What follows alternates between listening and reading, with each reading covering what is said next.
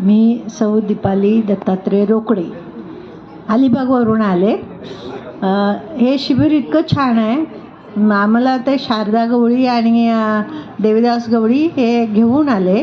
त्याने आम्हाला इतकं इकडे येण्यासाठी इतकं सुंदर पहिली सुरुवातच करून दिली. एवढे आम्हाला छान की तुम्ही या, तुमचे आजार. माझ्या मिस्टरांना खूप प्रमाणात आजार आहे, म्हणजे काय डायबिटीस आहे, BP आहे. नंतर 15 दिवसापूर्वी ते अचानकच रात्रीचे पडले, त्याच्यामुळे त्यांना खूप त्रास झाला.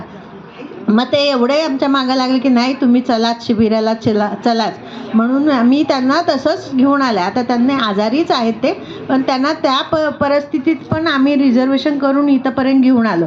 पण जयाताईंनी एवढं सुंदर आम्हाला मार्गदर्शन केलं, पण त्यांची ट्रीटमेंट आम्हाला इथं काय पूर्ण झाली नाही आहे.